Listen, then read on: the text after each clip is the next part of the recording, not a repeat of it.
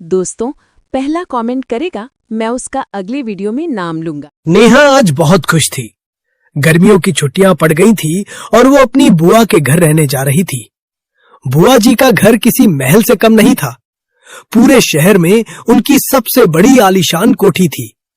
फूफा जी पुराने रजवाड़े खानदान से थे। उनके जाने के बाद बुआ जी ने ही सब कुछ संभाल रखा था। बहुत बड़ा परिवार था, लेकिन अपनी कोई संतान नहीं थी। बुआ जी को वहां सब माँ जी कहकर पुकारते थे। उनके व्यक्तित्व में कुछ ऐसी बात थी कि हर इंसान उनके सामने सर झुकाकर खड़ा रहता था। पैसे का जरा भी घमंड नहीं था, लेकिन अनुशासन की पक्की थी। ऊपर से जितनी कठोर थी, अंदर से उनका हृदय उतना ही कोमल था। नेहा अपने पिताजी के साथ बुआ जी के घर पहुंची। पहले भी कई बार आ चुकी थी, लेकिन इस बार रहने का मौका मिला था। वहां पहुंचते ही पिताजी ने अपने बड़ी बहन के पांव छुए। नेहा तू कितनी बड़ी हो गई, इधर आ मेरे पास। नेहा उनके पास पहुंच गई। उन्हें चेहरे पे इतना तेज था कि नेहा उन्हें एकटक उन्हें देख रही थी। पिताजी नेहा को छोड़कर चले जाते हैं। बुआ जी नेहा को उसका कमरा दिखाती हैं। अपनी नौकरानी को नेहा के लिए सारी बातें समझाती हैं। शाम के समय बुआ जी नेहा से कहती हैं, बेटा मैं अपनी एक सहेली से मिलने जा रही हूँ, तू चल, तुझे भी घुमा लाती हूँ। नेहा फटाफट तैयार हो गई। बाहर निकले तो पता लगा कि अपनी गाड़ी से नहीं, रिक्शे से जाएंगे, क्योंकि उस भीड़ भाड़ वाली जगह पर गाड़ी खड़ी करने की जगह नहीं है। छोटे बाजार में धर्मशाला के पास जाना है, 30 रुपए दूंगी। रिक्शे वाला बोला, वहाँ तो बहुत भीड़ रहती है, बहुत देर जाम में खड़े रहना पड़ता है, 50 से कम नहीं लूंगा। तुम लोगों ने लूट मचा रखी है, 40 से 1 रुपया ज्यादा नहीं दूंगी। और रास्ते से मुझे मिठाई लेनी है, पहले से बोल रही हूँ, बाद में चिक चिक मत करियो। रिक्शे वाला बुआ जी को मना नहीं कर पाया और बुआ जी के साथ नेहा भी रिक्शे में बैठ गई। दोनों अपनी मंजिल की ओर चल दी। आगे जाने पर एक बड़ी सी मिठाई की दुकान के पास उन्होंने रिक्शा रुकवा दिया।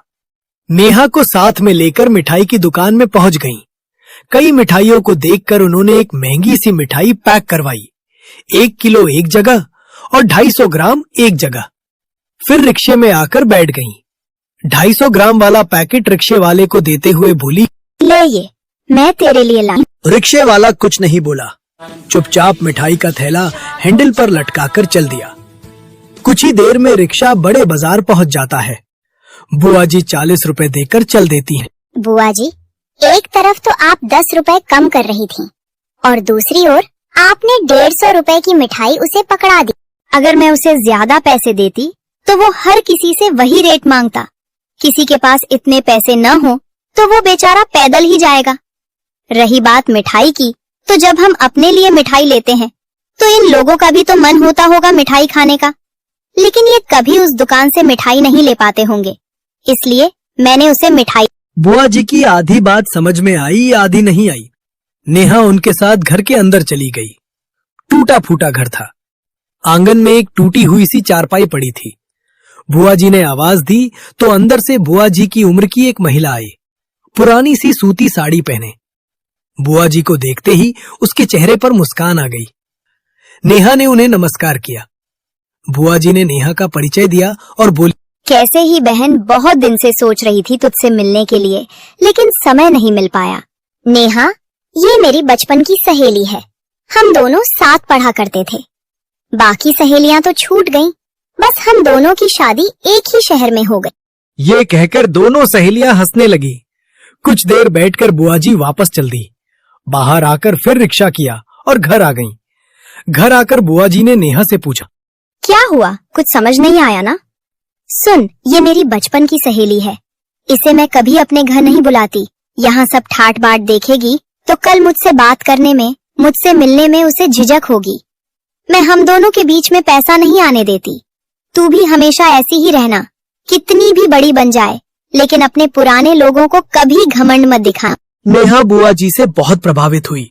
इतना सब कुछ होते हुए भी घर में इतने नौकर चाकर, 3 बड़ी गाड़ियां, इतना बड़ा परिवार, महल जैसी कोठी, लेकिन कितनी सादा, कितनी सरल थी बुआ जी। शाम को वे अपनी नौकरानी पर चिल्ला रही थी। मैं दौड़कर उनके पास गई तो देखा वे उसे बुरी तरह डांट रही थी। मुझे देखकर बोली, देख, इसकी बेटी तेज बुखार में तड़प रही है और ये उसे छोड़कर यहाँ काम पर चली आई। तेरी बेटी को कुछ हो गया तो हमें पाप चढ़ा दियो। चल मेरे साथ।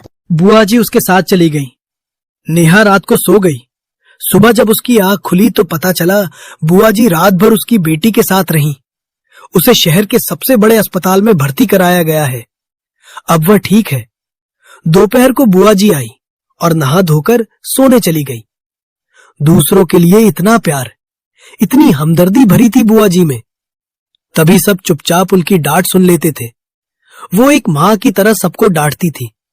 सब उनकी डांट खाकर भी वहां नौकरी करते रहते थे, क्योंकि उन्हें पता था इस डांट के पीछे कितनी ममता, कितना प्यार छिपा हुआ है। नेहा 1 महीने तक बुआ जी के घर रही। 1 महीने बाद पिताजी उसे लेने आए। बुआ जी ने ढेरों उपहार नेहा को दिए। जाते समय नेहा ने बुआ जी से कहा, बुआ जी, इस 1 महीने ने मेरी जिंदगी बदल दी। यहाँ आने से पहले मैं छोटे बड़े में फर्क करती थी, लेकिन आपको देखकर मुझे पता लगा कि मैं और मेरे जैसे कितने लोग अपने घमंड में रहते हैं। मैं वादा तो नहीं करती, लेकिन आपके जैसा बनने की कोशिश करूंगी। मुझे बहुत खुशी हुई। अगली बार आएगी तो मुझे बताना तूने जो मुझसे सीखा उसे कैसे अपने जीवन में उतारा। नेहा अपने घर वापस आ गई। इस 1 महीने में उसका जीवन बदल चुका था और फिर वैसे भी खुशी खुशी रहने लगे। हेलो दोस्तों, कैसे हो? उम्मीद करती हूँ अच्छे होंगे। तो दोस्तों, अगर मेरी बुआ की मेहनत अच्छी लगी तो इस वीडियो को लाइक करें और इस वीडियो पर टारगेट करता हूँ। इस वीडियो पर लाइक आए कम से कम 20 और कमेंट आना चाहिए 50 और इस वीडियो पर सब्सक्राइब आना चाहिए कम से कम 100। तो प्यार दोस्तों, मैं उम्मीद करता हूँ कि आपको ये वीडियो पसंद आया है और मुझे लगता है कि आप ये टारगेट पूरा कर दोगे। अगर आप ये टारगेट पूरा कर दोगे तो मैं कभी नहीं भूल पाऊंगा। चलिए दोस्तों, अगले वीडियो में मिलते हैं। अगला वीडियो देखो अब। आज सुबह सुबह घर की घंटी सुनाई दी। राकेश ने जैसे ही गेट खोला, उनके बड़े भाई घर में आ गए। क्या बात है भैया, बहुत परेशान दिख रहे हो। हाँ छोटे, तुझसे कुछ जरूरी काम था। आप बैठो भैया, मैं अभी आता हूँ। कविता, जल्दी से चाय बना दो। पता नहीं क्या बात है, भैया कुछ परेशान दिख रहे हैं। जी भैया, क्या बात है जो आज आपको हमारी याद आ गई? वैसे तो आप कभी फोन भी नहीं करते। हाँ, जिंदगी की भाग दौड़ में कभी कभी सब कुछ छूट जाता है। भैया, मैं तो हर महीने कम से कम 2 बार आपको फोन करता हूँ। चलिए छोड़िए इन बातों को, ये बताइए बात क्या है? तेरी भाभी चाहती हैं कि इस बार दिवाली हम सब मिलकर मनाएं। ये कहते कहते श्यामनाथ जी की आंखें भर आई। तभी कविता हाथ में चाय की ट्रे लेकर दाखिल हुई। उसे अपने जेठ जी की सारी बातें सुन ली थी। माफ कीजिए भाई साहब, लेकिन जब आपने हमें अपने से अलग किया था तो हम अगले 3 साल तक हर साल दिवाली मनाने आपके घर जाया करते थे। लेकिन भाभी जी ने हमें मना कर दिया कि यहाँ मत आया करो, हमारे मेहमानों के सामने बेइज्जती हो जाती है। हाँ भैया, अब ये सब नहीं हो पाएगा। हम आपसे फोन पर बात कर लेंगे। एक बार आ जाना, मैं इसके बाद तुम्हें कभी नहीं कहूँगा। भाई साहब, क्या आपके बच्चों को हमारा आना अच्छा लगेगा? वो पहले ही मुंह बनाकर घूमते थे, उनसे भी एक बार पूछ लेते। इसका कोई जवाब जेठ जी ने नहीं दिया, लेकिन उनकी आंखों में गहरी खामोशी थी जो आंसू के रूप में उनकी आंखों से छलकने वाली थी। कविता ने कुछ और कहना चाहा, लेकिन राकेश ने इशारे से मना कर दिया। ठीक है भैया, आप इतना कह रहे हैं तो हम आ जाएंगे।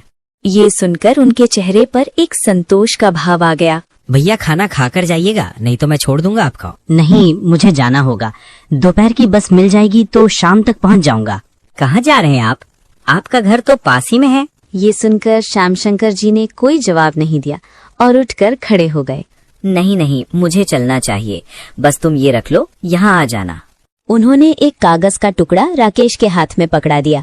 अच्छा, दिवाली के लिए इंतजाम कहीं और किया है क्या? ये सुनकर श्यामशंकर जी ने कुछ नहीं कहा, चुपचाप घर से निकल गए। उनके जाते ही राकेश ने कागज का टुकड़ा देखा। वो एक चिट्ठी थी। राकेश चिट्ठी पढ़ने लगा। मेरे भाई, शायद ये सब मैं तुम्हें बता नहीं पाता, इसीलिए चिट्ठी में लिख रहा हूँ। तुम्हारी भाभी और मैं अब यहाँ नहीं रहते। हम हरिद्वार के एक वृद्धाश्रम में रहते हैं, जिसका पता आखिरी में लिखा है।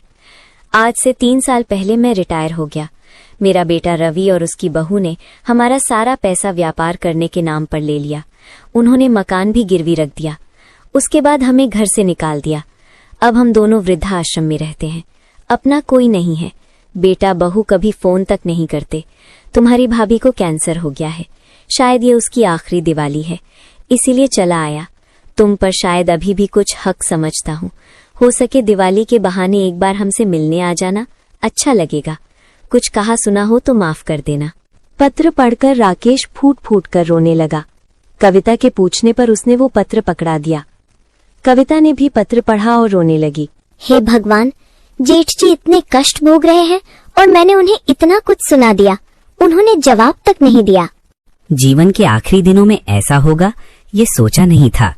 यकीन नहीं होता ये वही भैया हैं जो शान से रहते थे, महंगी गाड़ियों में घूमते थे। आप क्या सोचते हो? कुछ समझ नहीं आ रहा। समझाना क्या है, हम कल ही चलते हैं भैया भाभी को लेने। उन्हें वृद्धा आश्रम में तो नहीं रहने देंगे, उन्हें यहाँ लाकर उनकी सेवा करेंगे। लेकिन पुरानी बात है। वो उस समय की बातें हैं जब उनका बेटा विदेश में नौकरी करता था। उनकी भी अच्छी नौकरी थी। पैसे के घमंड में वे किसी को कुछ नहीं समझते थे। भाभी ने हमें भी बेइज्जत करके घर से निकाल दिया, लेकिन हम उन्हें इस हाल में नहीं छोड़ सकते। हाँ, तुम सही कह रही हो।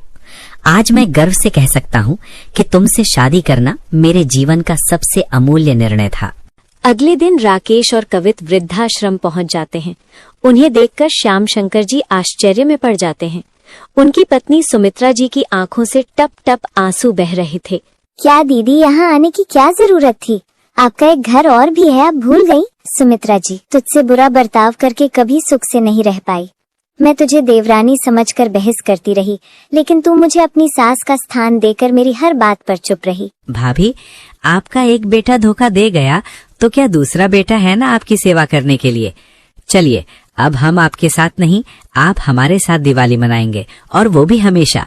श्याम शंकर जी एक तरफ खड़े रो रहे थे। तभी वृद्धाश्रम के अन्य सदस्य आकर खड़े हो गए। एक आदमी, ऐसा पहली बार हुआ है कि यहाँ से कोई अपने घर जा रहा है। हमने तो लोगों को यहाँ केवल शमशान जाते देखा है। दूसरा आदमी, बहुत किस्मत वाले हो श्याम शंकर, आजकल अपना सगा बेटा माँ बाप को नहीं रखता, तुम्हें लक्ष्मण जैसा भाई मिला है। सबको अलविदा कहकर चारों गाड़ी में सामान रखकर घर की ओर चल दिए। वो फिर वैसे ही खुशी खुशी रहने लगे। हेलो दोस्तों, कैसे हो? उम्मीद करती हूँ कि आपको कहानी अच्छी लगी होगी। कहानी अच्छी लगी है तो इस वीडियो को लाइक करें और चैनल को कर दीजिए सब्सक्राइब। और अब देखो अगला भाग। देखने के लिए लाइक करें, चैनल को सब्सक्राइब कर दीजिए। हेलो दोस्तों, कैसे हो? उम्मीद करती हूँ अच्छे होंगे। मेरे वीडियो को लाइक नहीं किया है तो लाइक कर दीजिए, चैनल को सब्सक्राइब नहीं किया तो चैनल को सब्सक्राइब कर दीजिए। मैं आपके लिए वीडियो ऐसी लाती रहूंगी। प्यारे साथियों, इस वीडियो में कमेंट तो ज़रूर कर दीजिए। मैं इस वीडियो का टारगेट करता हूँ, इस वीडियो में व्यूज़ आना चाहिए 10,000 और लाइक करना चाहिए कम से कम 50 और इस वीडियो में सब्सक्राइब आना चाहिए कम से कम 20 और अगले वीडियो में मिलते हैं। और इस वीडियो को शेयर नहीं किया तो शेयर कर दीजिए। चलिए अगली वीडियो मिलते हैं दोस्तों, जब तक मेरी वीडियो का इंतज़ार करें।